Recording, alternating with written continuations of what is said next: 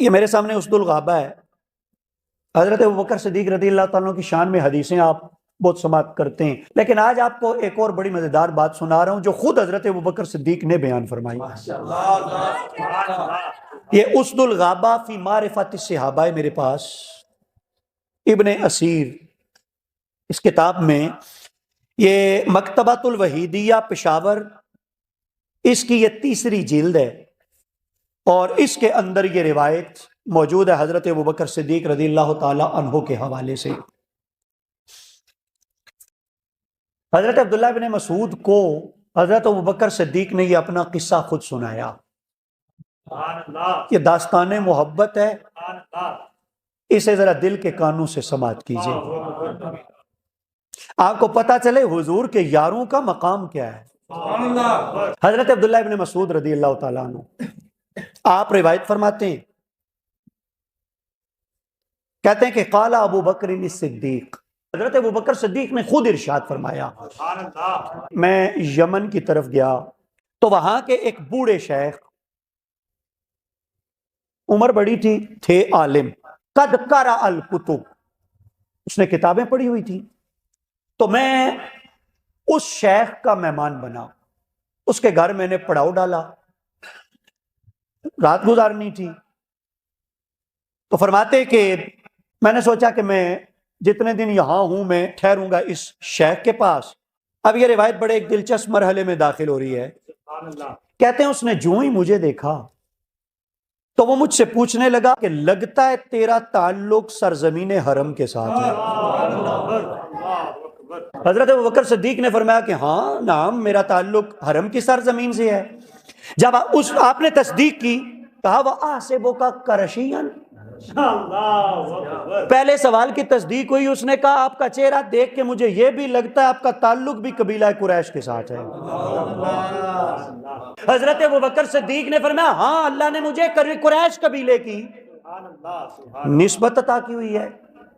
अभी भी इक्तिफा ना किया बाबे ने अगली बात की, वह आसिबो का तैमियन, कि कुरैश का भी जो शाख है ना तमीम कबीला, मेरा ख्याल यह है कि आप हो भी तमीमी। तो हजरत अबू बकर सिद्दीक ने फरमाया कि हाँ मैं तमीमी हूं। जब तीसरे सवाल की भी तस्दीक हो गई, आपने पूरा तारुफ करवाया, अब वो बाबा तड़पा तड़प के कहने लगा बाकी निशानियां तो सारी पूरी हो गई। उसने कहा बाकी निशानियां पूरी हो गई हैं, लेकिन कहने लगा बाकियत ली फी का वाहिदा, आपके अंदर अब एक निशानी बाकी रह गई है। हजरत अबू बकर सिद्दीक फरमाते हैं मैंने हैरान होकर पूछा वो एक निशानी कौन सी है। तो बाबे ने कहा पहले आप मेहरबानी करें ना, जरा अपने पेट से चादर तो हटाएं। हजरत अबू बकर सिद्दीक फरमाते हैं मैंने कहा ला अफाल औ तुखबिरुनी ले मजाका। अब ये बड़ी मोहब्बत के साथ ये बातचीत हो रही है। आप फरमाने लगे नहीं हटाता चादर, पहले मां 10 मसला किए, देखना क्या चाहता है। अच्छा, उसने आगे से कहा कि आजे दो फिल इल्मी सही ही सादिक, मैंने ये खबर पढ़ी है सही सच्चे इल्म में। खबर क्या पहुंची? खबर यह पहुंची कि सरजमीन हरम में एक नबी मबूस होने वाले हैं। हरम की सरजमीन पर एक नबी की जलवागरी होने वाली है, नबी की आमद का वक्त करीब है। अगली बात जो उसने की वो जरा सुनिए, युआविनो अला अमरही फतन व कहल, उनकी तहरीके तबलीग में 2 लोग उस नबी के मुआमिन होंगे, एक नौजवान होगा, एक पक्की उम्र वाला होगा। आगे फिर उसने मजीद वजाहत की, फरमाया फअम्मल फता, वो जो नौजवान होगा ना उसे तो रब ने बड़ी कमाल की शानें अता फरमाई हुई हैं और वो दाएं बाएं से उस आने वाले नबी का दिफा करने वाला होगा। क्या समझे जी? अब मैं आपसे सवाल करूं ये नौजवान कौन है? ये नौजवान कौन है भाई? किसने दाएं बाएं से मुस्तफा का दिफा किया था? कौन नौजवान था जो नौजवानी की उम्र में साबिक इलल इस्लाम था? अगली बात कही कि व अम्मल कहल, जहां तक तल्लुक है पक्की उम्र वाले का, फअबयदुन, का उसका उलिया मैंने ये पढ़ा कि है वो गोरा चिट्टा, नहीफ, बदन बड़ा कमजोर। हजरत अबू बकर सिद्दीक का उलिया पढ़ो ना किताबों में, हाँ कमजोर बदन, कहा बदन बड़ा कमजोर। अब वो आया अपने मुद्दा पर, अला बतन ही शाम, उसकी निशानी ये भी है, रंग गोरा, बदन कमजोर, उसके पेट पर एक तिल का निशान, और उसके बाएं रान पर भी एक निशान होगा, बाएं रान पर भी एक। जरा ये मकाम हुजूर के फिर बात करूंगा ना, ये शान है खिदमतगारों की, सरदार का आलम क्या होगा कि तौरात और इंजील में अगर हजरत अबू बकर सिद्दीक की शानें मौजूद हैं, मौला अली की शानें मौजूद हैं, जिनके जोड़े उठाने वालों का मकाम ये है कि तौरात पढ़ने वाले भी उनका हुलिया पढ़ के झूम रहे हैं, इंजील पढ़ने वाले भी उनकी रंगत का तज़किरा पढ़ रहे हैं। तो अगर उनकी शानें ये हैं तो फिर मुस्तफ़ा करीम की मकाम और मर्तबा, हुजूर की शान। अच्छा, ये सारी बात बयान करने के बाद ना, अब वो बूढ़ा हजरत अबू बकर सिद्दीक से कहने लगा, वमा अलैका अन तुरियनी मा सालतुका, और मैंने सब कुछ बता दिया, अब आपके लिए मुश्किल क्या, अब पेट मुझे क्यों नहीं दिखाते आप, मैंने जो गुजारिश की है आप मेरी गुजारिश क्यों नहीं पूरी करते। तो हजरत अबू बकर सिद्दीक रज़ी अल्लाह ताला अन्हो आप इरशाद फरमाते हैं कि अब मैंने, मतलब है उसने ये कहा, अब आप क्यों नहीं चादर हटाते, बाकी निशानियां देख ली ताकि मुझे तसल्ली हो जाए, मैं ये निशानी भी देख लूं। तो कहते हैं फकशफ्तु लहू अन बतनी, मैंने उसके लिए अपने पेट से चादर हटा दी। जो ही पेट से चादर हटाई तो कहा उसने एक स्याह तिल देख लिया जो मेरी नाफ से ऊपर मेरे पेट पर था। वो जब सफेद उसने वो तिल देखा ना मेरे पेट के ऊपर, फकाला अंत हुआ व रब्बिल काबा, उसने कहा अल्लाह की इज्जत की कसम तू कोई गैर नहीं, तो वही बूढ़ा है, तो वही पक्की उम्र वाला है।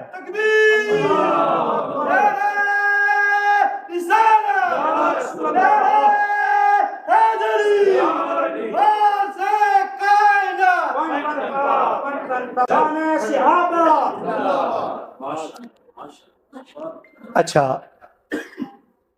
फिर उसने कहा कि मैं उनके बारे में तुझे सबसे पहले खबर दे रहा हूं, चौकन्ना रहना, मुंतजिर रहना, इंतजार करते रहना उस सोने महबूब का। आगे फिर वो कहने लगा कि मैं नसीहत करना, तुम्हें एक नसीहत करनी है, पल्ले से बांध लो। हजरत अबू बकर सिद्दीक ने पूछा वो क्या नसीहत है। उसने कहा जब अल्लाह तुझे हिदायत दे दे तो फिर हिदायत के रास्ते से मुंह नहीं मोड़ना। दूसरी नसीहत उसने की, उसने कहा मेरी नसीहत हमेशा याद रखो कि हमेशा एतदाल के रास्ते पर रहना, इफरात व तफरीद का शिकार, एतदाल के रास्ते पर रहना। और फिर फरमाया कि अल्लाह ने जो कुछ तुझे अता किया है उस मामले में अल्लाह से डरते रहना। आप इरशाद फरमाते हैं मेरा जो यमन में काम था, जिस मकसद के लिए गया था, मैंने वो काम निभाया, निपटाया। निपटाने के बाद मैंने अच्छा ना समझा कि मैं उस बाबे से मिले बगैर वापस चला जाऊं। मैंने सोचा चलो जाओ जाके उससे अलविदाई मुलाकात कर लूं। कहते मैं चला गया, जाके उस बाबे से मैंने कहा कि मुझे आप इजाजत दें, मैं आपसे अलविदा होने के लिए और अलविदाई मुलाकात करने के लिए आया हूं, तो जाना चाहता हूं। बाबा यार वाकई बाबा था। वैसे अगर आज कोई आपको ये कहता सुनाई दे बाबे तो शाही कोई नहीं, तो मैं कहूंगा उन उम्मतों के बाबों की बसीरत का ये आलम है तो मेरे मुस्तफ़ा की उम्मत के बाबों का क्या आलम होगा। तो उसने कहा इस तरह कि तुम जा रहे हो, मेरी एक अमानत लेते जाओगे। आपने फरमाया वो क्या है। उसने कहा मैंने उस आने वाले नबी की शान में कुछ शेर कहे। आप पहले इल्म बैठे हुए, आप शऊर वाले लोग बैठे, मैं ये जिस बाबे की शान बता रहा हूं ये बाबा शान वाला है कि नहीं? कलमा तो कोई नहीं पढ़िया, है किसी की जुर्रत के शान से इनकार करे? बाबे ने अबू बकर सिद्दीक की निशानियां बताई, हुजूर के आने का तज़किरा किया, हुजूर की शान में शेर कहे, आप सबका इश्क, मैं कहूंगा इश्क नू छड्डो, ताड़ा ईमान गवारा नहीं करता कि उन्होंने काफर को वो नहीं कर है किसी की जरूरत नहीं।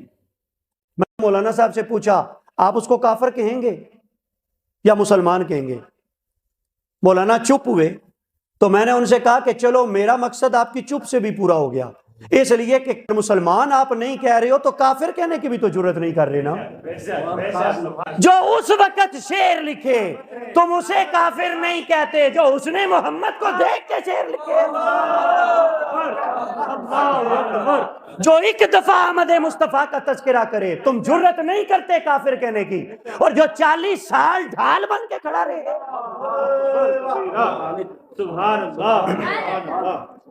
वअबयदुन युस्तस्कल गमाम बिवजहिही सिमालुल यतामा इस्मतुल लिल अरामिली। ये नात किसकी है? बल्कि मैं अगर आपसे ये सवाल करूं, हुजूर के ऐलान नबूवत के बाद मुस्तफा का पहला नात खान कौन है? तो जालिमो मुसलमान नहीं कह सकते हो तो काफिर तो ना कहो ना मुंह फाड़ फाड़ करके। अब तो जलसे, कॉन्फ्रेंसें और सेमिनार तुम करने लग गए उनको माज़अल्लाह उनके कुफर के सबूत के लिए। अब नौबत पाई जा रसीद के बाद मदारस के अंदर बच्चे को दाखिला नहीं मिलता जब तक माज़अल्लाह वो ये ना कहे। चले मेरा ये उन्वान तो नहीं, मैं अपने उन्वान से तो नहीं हटा, मैं तो हजरत अबू बकर सिद्दीक की शान आपको सुना रहा हूँ। भाई हजरत अबू बकर सिद्दीक की शानों को कौन तोले, जिनका जिक्र रब ने तौरात में भी नाजिल फरमाया हुआ है, इंजील में भी है। अच्छा, बाबा कहने लगा मेरी अमानत ले जा सो जी ले जा सा। अमानत क्या है जी? हुजूर की शान में शेर कहें। मैं आपको शेर बताता हूँ, आप जाके हुजूर को सुना देना जब हुजूर की जलवागरी होगी। हजरत अबू बकर सिद्दीक ने कहा सुनाओ, उसने शेर सुनाए। हजरत अबू बकर सिद्दीक ने शेर सुने, सुनने के बाद आप तशरीफ ले आए मक्का शरीफ। हजरत अबू बकर सिद्दीक फरमाते मैं वापस मक्का पहुंचा, ये कुछ नाम लिखे हुए हैं, मेरा ख्याल है पैड़े नाम ना ही लवा तो चंगा है। ये कुफर के सरगने हैं ना, ये को 5-6 नाम यहाँ लिखे हुए। इन्हें पता चला ना अबू बकर आ गए, तो ये दौड़ते दौड़ते आए सारे इकट्ठे मेरे पास। कहते हैं मैं अभी घर भी नहीं गया, रास्ते में ही मुझे आन पकड़ा। तो मैं परेशान हो गया उन लोगों को देख के, यानी सरगने थे। ये लफ्ज है यहाँ पे सनादीद कुरैश का, हाँ कुरैश वालों के बड़े सरगने सरदार, वो सारे आ गए। तो मैंने जब उन्हें देखा इस तरह के मुझे घर भी नहीं जाने दिया, रास्ता रोका मेरा, यहाँ इकट्ठे होके आ गए। तो मैंने उनसे पूछा कि क्या तुम पर कोई आफत तो नहीं टूट पड़ी, तो मुसीबत तो नहीं आ गई, कोई मसला तो नहीं बन गया, क्या परेशानी है कि सारे तुम आ गए? उन्होंने कहा कि मसला, मैं अब ये मफहूम अर्ज कर रहा हूं, मसला नहीं बहुत बड़ा मसला। अच्छा जी मसला क्या है? कहा यतीमो अबी तालिबिन यज़अमु अन्नहु नबियुन। अबू तालिब के यतीम ने दावा कर दिया है कि वो नबी है, उसका गुमान है कि वो, उसका ख्याल है कि वो नबी है।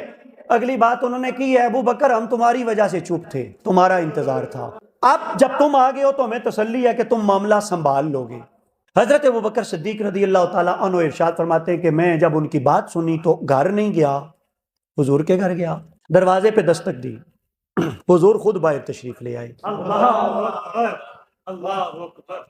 पहले आपने छोड़ा आबाओ अजदाद का घर, अब मुझे खबर मिली आपने आबाओ अजदाद का दीन भी छोड़ दिया है।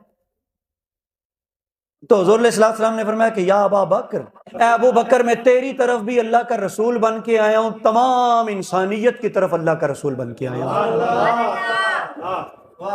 अच्छा अब आपकी तवज्जो है जी? हजरत अबू बकर सिद्दीक ने पूछा, मैंने कहा कि या रसूलुल्लाह सल्लल्लाहु अलैहि वसल्लम कि आप कहते हैं मैं रसूल हूं, कोई रिसालत की दलील तो होनी चाहिए, आपके रसूल होने की दलील क्या है? हुजूर मुस्कुराए, मुस्कुरा के कहा वो यमन वाला बाबा, वो यमन वाला बाबा, क्या वो काफी नहीं? हजरत अबू बकर सिद्दीक आप फरमाते हैं कि मैंने कहा कि कौन सा बाबा, बाबे तो यमन में बहुत सारे हैं, रिवायत का हिस्सा है, मैं अपने पास से नहीं सुना रहा। तो रसूल करीम अलैहिस्सलाम ने अगला जुमला मुस्कुराते हुए फरमाया मैं उस बाबे की बात कर रहा हूं जिसने मुझ मोहम्मद की नात के शेर तुझे दे के भेजा है। अच्छा अब अंदाज बदला, अब लहजा बदला, उसलूब बदला, लफ्ज बदले। पहले क्या कहा था? या मोहम्मद, अब पता है क्या कहा? कहा वमन खब्बरा का बेहाजा या हबीबी, कहा ए मेरे महबूब मोहम्मद, और ये तो बताएं आपको उसकी खबर किसने दे दी? मतलब यमन में वो बाबा कल्ला में कल्ला कोई तीसरा, हाँ देरबाज नो थर्ड पर्सन, आपको किसने बताया? तो रसूल करीम अलैहिस्सलाम ने फरमाया मुझे भी उसी फरिश्ते ने बताया जो फरिश्ता वही लेके नबियों के पास आता है। उसी फरिश्ते ने मुझे इस बात की खबर दी है। हजरत अबू बकर सिद्दीक ने जब ये बात सुनी तो फौरन कहा या रसूलल्लाह मुद्दा यादा का, अब जरा हाथ बढ़ाएं ना, मैं अबू बकर आपके हाथ पर बैत कर लूं। हुजूर ने हाथ बढ़ाया, उन्होंने बैत की, कलमा पढ़ा अशहदु अल्ला इलाहा इल्लल्लाह व अन्नका रसूलुल्लाह।